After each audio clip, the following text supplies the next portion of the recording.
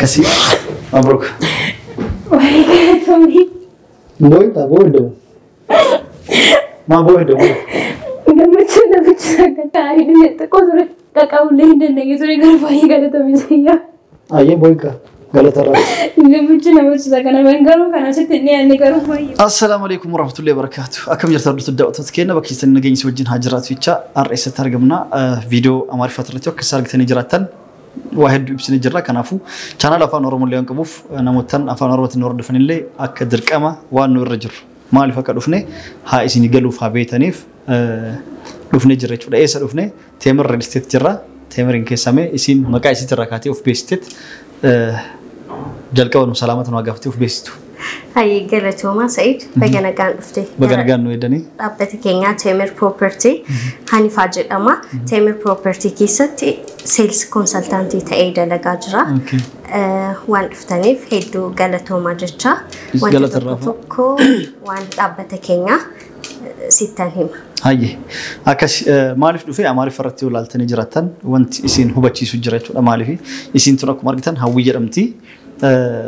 Hawwii Sumayyaan akkuma argitan arsteet waggaa tokko ol jala deemaa dhaqee isin osoo dhufin jettan anaa dubartii Arabaa fuudhuuf deemu haala saniin akkam fuune gootee ilmaan si mul'isa kootu naan jettee achiin deebisaa isin deebistanii eegaa jedhee ture. Deebisaan eegaa turellee maali? Inumaa inni amma booda yoo fuudhee dhiiraa jette. Fuudhu qofaa miti akka ajaa'ibaatti fuudha. Akka itti fuudhu deemullee isin mul'isu deema. Eenyu fuudhu deema akkuma argitan wal baradhaa. Surprise isin jedha hawwii jedhamti. Isinillee immoo isin ajaa'ibsaa wanni fidee Amaariffaa irratti waan itti himee fi surprise godheetiniin akka kennaa yookaan immoo akka maal jedhama gabbara akka nama gabbara isii kafalutti waan isin jette tokkotu akka ajaa'ibaatti na gammachiise. Warroota Amaariffaa dhageettan Amaariffaan dubbadhee xumuree jira. Waan isin jette ani waan Sumayyaan si gooteef kanaan duras nan jedha turte miidiyaa irratti illee waliin baasne waan Sumayyaan si goote argu jira hedduu na aarsite. Kanaaf ana sitti heeruma maaliif sitti heeruma ani waan akka qabeenyas barbaadetti miti mallaqa isin barbaadu yoo barbaadde quba kudhaniin akka nama konkolaataa yookaan mana bituutitti waliin nama asirajjaa bakka jedhamu bakka waliigaltiitti godhamu achi dhaqneetitti si farrama akka waan akka sirraa hin barbaanne yoo waa si gaafadhillee akka manaan ariitu yoo immoo gaafa osoo rabbis godhuu baatee ka adda baanus taate niiraa cabxu takki waan si gaafadhe si farrama niiraa takka hin barbaadu miidhama kan keettu garaana nyaate homaati miidhamteef sitti heeruu barbaadetti. Zabana kana dubartiin akkana jettu waan hin jirreef jecha hedduu garaana nyaachuurraa jecha waan na gammachiif osoo iyyuu fuudhu iyyuu baadhee isii gammachiisuu qaba jedheetumaan kennaa isiif kennuuf dhufe akkuma dura mucoo dura wajjin dubbanne Amaariffaa irratti argitanii jiraatan innis wajjin waa hedduu asofne isi wajjin ko isillee maal si gargaara maali osoo obboleettii qabaadhe obboleettii sitti heerumsaan an jedhaa turte bilbilaan isi qofaa miti nama hedduu naa dubbisa namootan akka abukaatoo dalagan namootan aangoo gurguddarra jiran namootan qabeenya adda addaa qaban na dubbisan maal si gargaara aboo miidhamte waan kana mucaa irraa hafii dhiisi ilmaan tantee booda si barbaaddee dhufti maan naan jedhan kanaaf amma immoo Teemir Real Estate dhufee isilleen immoo waan si gargaaruu barbaaddee naan jettee inuu osoo danda'e natsaa si kennaa jettee isin dura argitan jechuudha. Kanaafuu afaan Oromootiin illee waan achirratti dubbanne waa'ee manallee waan ibsineef mana isii bituuf waan deemuuf jechuudha. Yaa kafaltii jalqaba parsantii 20 jedhamu san kafaleetiniin kaan immoo suutaan alada manni ijaaramaa deemuun kan kafalu ta'e jechuudha. Isinis namootan hordoftanis hordoftoonni kennallee immoo namootan addunyaa guutuu biyya adda addaa jirtan Awurooppaa Ameerikaa ta'e biyya Eeshiyaa biyya Arabaa biyya adda addaa jirtan hundi keessanuu waan beekuu barbaadaniif waan video kana laaltaniif waan hubachuu barbaadan isin tolchiteetiniin afaan Oromootiin haa isin hubachiiftu jecha isinlee isin fide jechuudha. Teemir maalinni manni kaaree meeqarraa kaasee jira gatiin meeqarraa kaasee jira kan jedhu waa hunda isin maal of keessaa qaba kutaa meeqa of keessaa qaba kaaree meeqa kan jedhu tolchitee naannoon inni itti argamu location irraa kaasee yeroon inni itti namaaf kennamu yeroo waggaa meeqatti akka xumuramu kafaltiileen haala kamiin akka kafalamu guutuu isin ifanuuf haa gootu isitti gara isitti isin zoorsaa kenna boodatti deebina. Okay, galatoomii Said. Siifillee carraa gaarii siif hawwa asumaan jalqaba dhaabbanni keenya egaa hundeeffame waggoota 10 kan lakkoofsise yeroo ta'u waggoota 10 kana keessatti manoota 350 ol dalagee xumuruudhaan maamiltoota isaatiif raabsee jira. Yeroo ammaa kanarratti immoo manneen daldalaa akkasumas manneen jireenyaa Finfinnee keessatti iddoo jireenyaaf hawwataa ta'anitti dalagee gurgurtaadhaaf baasee jira. San keessaa namoota diskaawuntii guddaa of keessaa qaba. Inni jalqaba amarratti saayitoota baasne keessaa Saarbeet Saarbeet naannoo Vatikaan Imbaasii yookaan immoo Bilaal Al-Habashi building funduratti argama. Akkuma beekamu Saarbeet Finfinnee keessatti iddoo jireenyaaf hawwataa kan ta'e yommuu ta'u achirratti abbaa ciisicha lama hanga abbaa ciisicha sadii qabna. Abbaa ciisicha lama kaaree 81 irraa kaasee nu biratti argachuu danda'anii diskaawuntii guddaallee gochaa jirra. Inni jalqaba kaffaltii jalqaba persentii 20 kaffaluudhaan persentii 80 waggaa 3 keessatti persentii 5 godhanii kan kaffalan yommuu ta'u inni lammaffaa immoo persentii 30 ol kan kaffalaniif persentii 15 hir'isuu irratti argamna. Akkasumas ammoo persentii 100 kan kaffalaniif persentii 35 hir'isuu irratti argamna. Kasaarbeeti kana fakkaata. Akkasumas inni lammaffaa immoo karaa Awaaree jedhamu yookaan ammoo karaa masaraa mootummaa itti argamutti achirratti luxury kan ta'e apartmentii dalagaa jirra. Achirratti kaaree 71 abbaa ciisicha tokko qabna.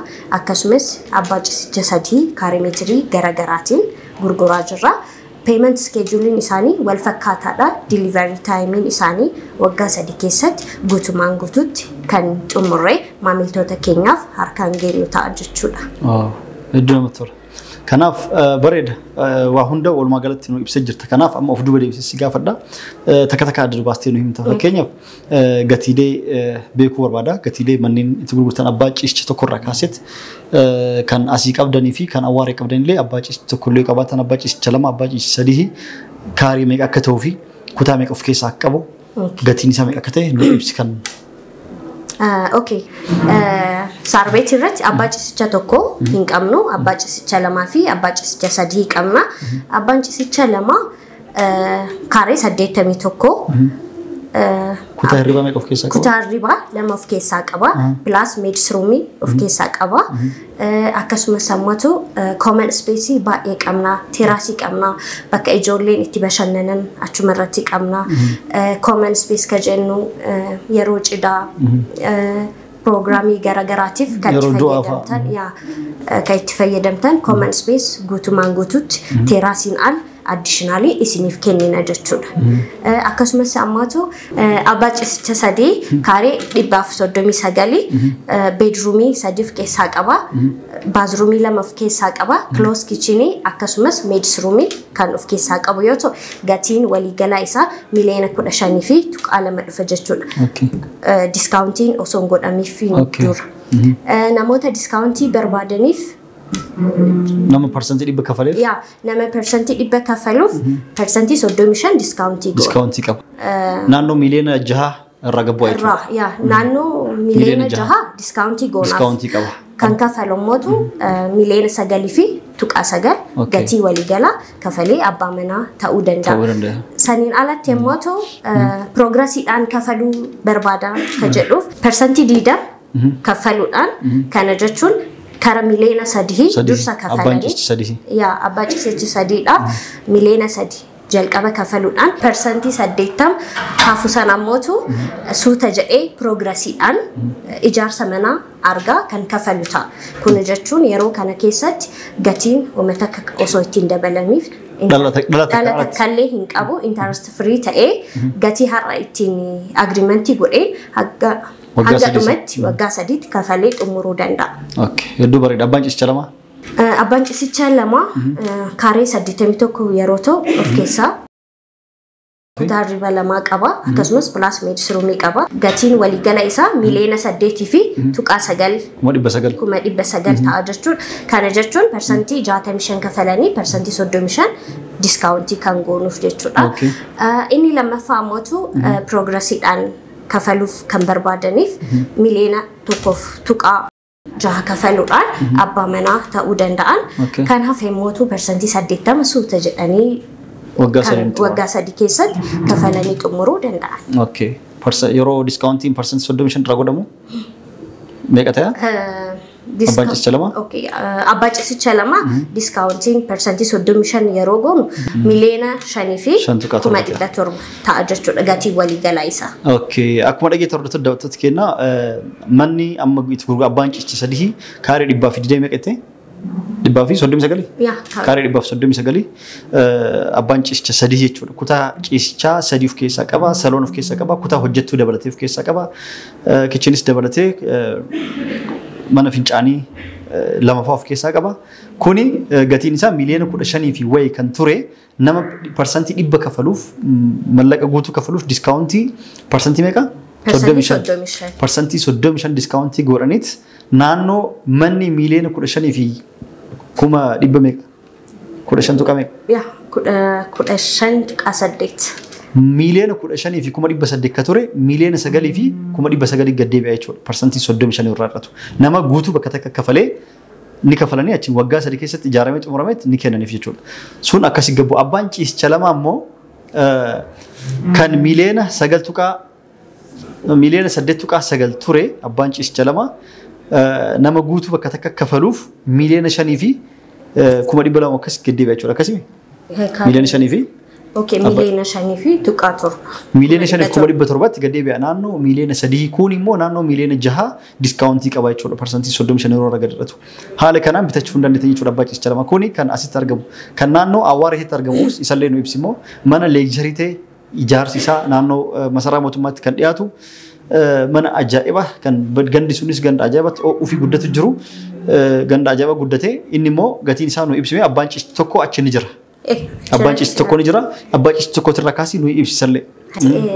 Awwaareen hojii kooliidaraan kan miidhagdee misooma kooliidaraatiin kan miidhagdee waan taateef namoonni hedduun jireenyaaf bakka itti filatanii Teemer Propertiin illee achirratti gatii madaalawaadhaan manneen gurguraa jira. Abbaa ciisicha tokko kaaree 78 of keessatti saaloonii kichinii mana ciisichaa baazruumii kan of keessaa qabu pilaas ammoo viyuu balkooniidhaan karaa alatti bashannanuudhaaf yeroo barbaadan teeraasii kan of keessaa waan hunda qabu yommuu ta'u gatii waliigalaa isaa abbaa ciisicha tokko miliyoona 8 fi kuma 300. Kuma 300. Okay. Kun diskaawuntiin dura. Warroota diskaawuntii barbaadaniif naannoo miliyoona 5tti gadi bu'a. Naannoo miliyoona 5tti gadi bu'a jechuudha. Okay. Bareeda. Abbaan ciisicha sadii? Abbaa ciisicha sadii kaaree 117 qabna. Akkuma si ibsetti abbaa gola ciisicha sadii qaba. Saaloonii of keessaa qaba. Plus meeds roomii kan of keessaa qabu yommuu ta'u gatiin waliigalaa isaa miliyoona 12 fi tuqaa 5. Okay. Diskaawuntiin ala moo? Diskaawuntiin ala. Okay. Warroota diskaawuntii barbaadanii dhufaniif ammoo parsantii 65 kaffalanii parsantii 35 diskaawuntii hedduu namatti tola. Argachuu barbaadaniif ammoo miliyoona 8 nu biratti argachuu danda'an. Okay. Hedduu bareedaadha. Ka Awwaareellee gatiin xiqqishuu wal madaalaadha bareedaadha. Akkuma dhageettanii taafteef immoo odeeffannoo dabalatee barbaadan lakkoofsa bilaas jala argattaniin guutuu isaa bilbiltaniit adda baafachuu hin dandeettan gaafachuu waa hunda isiniif ibsiti jechuudha. Dabalataan immoo kan amma kan barbaadnu maali? Namoota immoo daldalaaf barbaadan kan mana bitachuu hin barbaanne kan kanaan dura bitatee jira kan suuqa barbaadu fa'aa jira kan gara suuqaatti dabarra jechuudha. Suuqa hoo eessa fa'aa qabdanii gatiilee isallee kaaree mee akka ta'e nu ibsiti akkaataa itti kafalamullee nu. Akkuma beekamu Teemer Propertiin asiin dura naannoo Birbirsa Gooroo yookaan ammoo Piyaasaa jedhamee waamamutti piroojeektii 3 gurgurtaadhaaf baasee ture. Moolii istaandaardii Dubaay fakkaatu gurguraa turre. Achirratti suuqiidhaan muraasatu nu hafe gurgurree geessuudhaaf amma immoo naannoo Qaalitti akkasumas naannoo Galaan warreen jiraataniif oduu gammachiisaa qabatee dhufee jira. Innis maal jedhanii warra nu gaafataniif manneen daldalaa baay'inaan nu biratti argachuu danda'anii kaaree 24 irraa kaasee akka fedhii isaaniitti nu biratti argachuu danda'anii gatii waliigalaa miliyoona 2.5 irraa eegalee yookaan ammoo parsantii jalqabaa 500 kaffalanii waggaa 2 keessatti gatii dabalataa tokkollee osoo ittiin godhamin dhalatakkaan alatti kaffalanii haala mijaa'aadhaan kaffalanii abbaa suuqii ta'uu danda'an jechuudha. Waaw, hedduu bareedaadha. Akkuma dhageettan naannoo Galaanitti Qaalitti faatti namni suuqa banatee dalagachuu barbaaduuf daldala adda addaatiif ka barbaadu suupermaarkeetii xiqqishoolee ta'ee suuqa adda addaa ta'ee waan barbaadan itti banatanii dalaguu barbaadan gatiin waliigalaa 2.5 qofaan miliyoona 2.5 qofaan kaaree 20 ofirraa kaastanii bittaniit abbaa suuqii ta'uu dandeettan. Yeroon itti xumuramu waggaa lama keessatti ijaaramee isiniif xumurame isiniif kennama. Kafaltiillee waggaa lama keessatti xumuruu qabdan. Kafaltiin jalqabaa garuu 500,000 jalqabanii kafaltanii miileen lama haftu san immoo waggaa lama keessatti baatii adada ijaarsa siistama ijaarsatiin yeroo ijaarri ossiquun yeroo ijaarri jiruun 100,000 ta'e 200 ta'e 300 ta'e haala saniin kafaltanii ofirraa xumurtanii abbaa suuqallee ta'uu dandeettan jechuudha. Suuqa sanis bitattaniis barbaadan of duraaf kireessitanii baatirraa galii argachuu dandeettan. Fakkeenyaaf suuqiin amma miiliyoona takkaaf 500,000 bittan tun suuta ofirraa kafalaa xumurtanii waggaa lama xumurtan tun yoo kireessitanis galii isinii galchiti.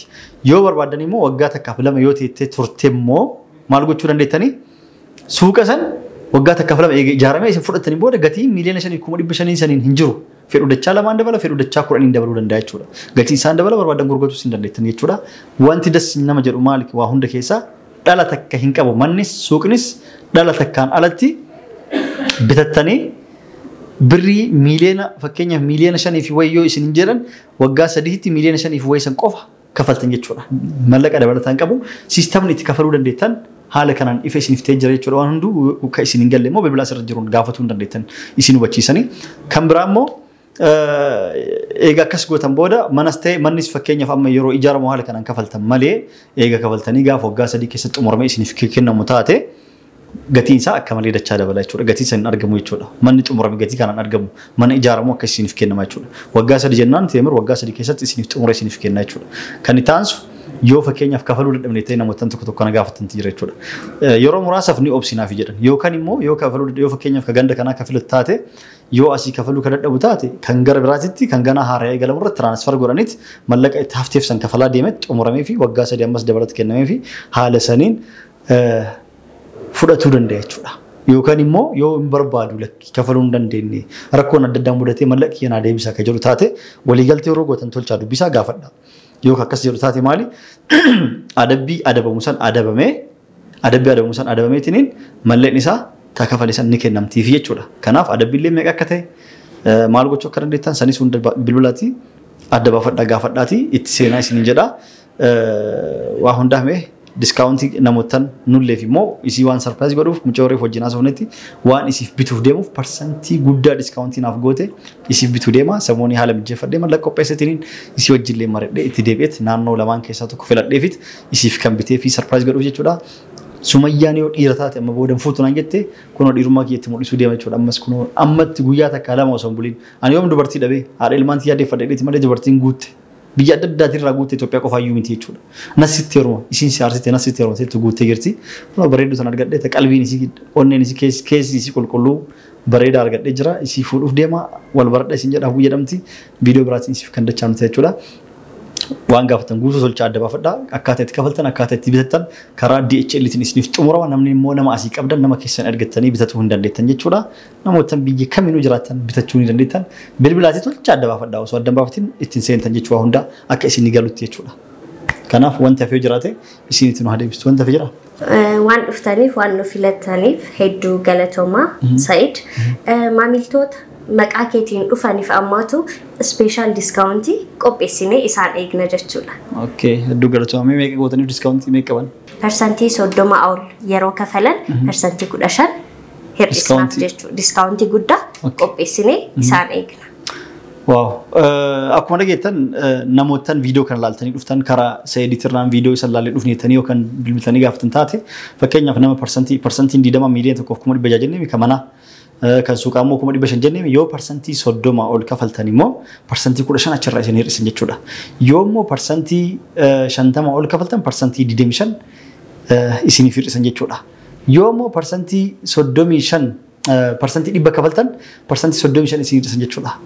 Dhibbaan dhibbatti guutuu yookaan kafaltan taate fakkeenyaaf mana miiliyoona 8,900 kan bitan taate naannoo miiliyoona 3 discountii qaba jechuudha gara miiliyoona 5 deema jechuudha. Nama kaashii guutuu kafaluuf jechuudha.